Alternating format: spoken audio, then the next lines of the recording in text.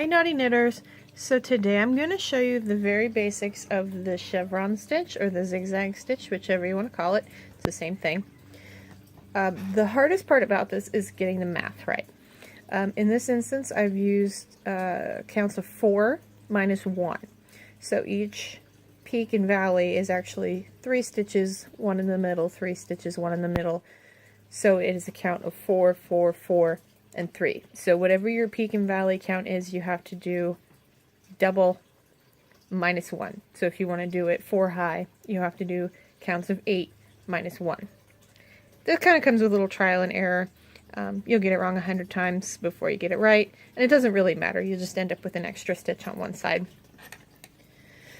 So I've done a bit already, but you'll just do this from the very base. So I'll do my chain 1 to turn, do 1 stitch, and right away you have to do a decrease. If you don't, you'll end up with a piece that's wider at the top than the bottom. So there I'm putting 2 stitches together, and you get to see that again because I lost it. Okay, grab 1, grab 2, pull through all 3. And now we're at the top of the peak, where I will put 3 stitches into 1 hole. Okay, so now we're on our way down. So I'll do 1, 2, grab the 3rd stitch on the way down, skip the 4th stitch, and grab the 1st stitch on the way up, and do all 3 together. So this is stitch 2 on the way up, stitch 3 on the way up, and that's it. There's our peak. So we'll do 3,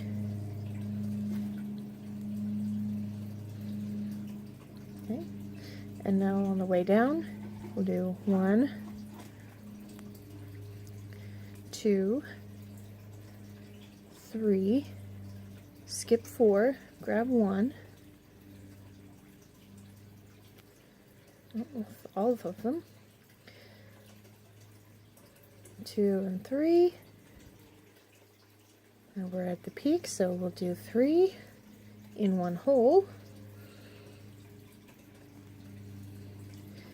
and then immediately do a decrease on your last half of valley, technically. If you don't, you'll end up with a piece wider at the top than the bottom. And last stitch, all done. You can do this in a double crochet also. I prefer it just because I think it looks better. Shows off the zigzag a little bit more. So there we're going to put our 2 together. So there's 1,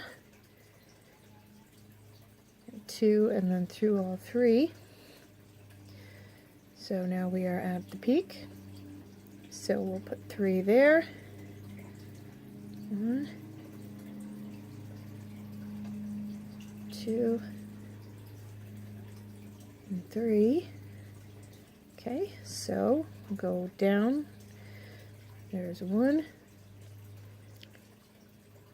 I can keep these on my hook and not bump the camera.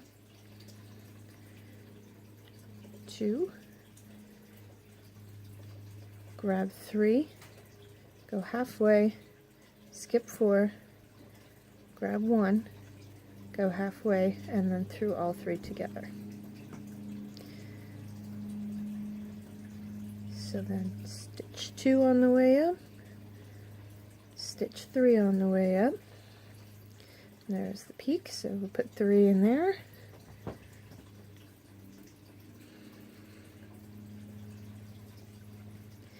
This is obviously kind of just a crash course in the basics of how this works. If you have questions that aren't answered in this video, feel free to comment or send a message. I will try my best to answer them. There's half of 1, skip the middle, half of the second one, and then all 3 together.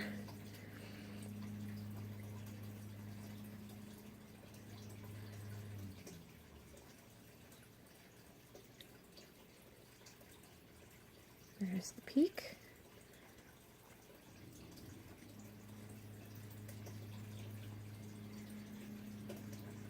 My yarn is giving me a problem here. Of course it is. Why wouldn't it? Anyway, do that decrease at the end. You can probably hear my neighbor mowing outside. And the very last stitch, and ta-da! So you can tell the double row from the single rows. I think they look better. It shows it off a little bit more. You can also do this technique with knitting. You can't see it as well while you're knitting because the peaks and valleys are still stuck on the needle, but it's the same basic concept. You're going to do a decrease, an increase, a decrease, an increase. So just in case you want to see that, I'll do a row of knitting in the zigzag stitch. Okay, there's my beginning stitch. Immediately do a decrease. Okay, so this is my peak. Now you can add and subtract any way you like. This is just the way I've been doing it. It's not really a wrong way to do it. So 1, 2, so then there is stitch 3, the 4th stitch, and the first one going up. I'm going to put them all together in one big stitch. So then there's 2 and 3. There's my peak. The only thing, if you do this in the knitting, you really have to keep count really well because you can't see your peaks and valleys just yet. When you're crocheting it, you can see the peaks and valleys as you go, so it's a little bit harder to lose your place. Okay, there's my 3 together.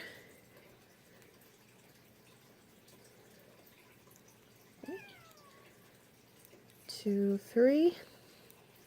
There's my peak.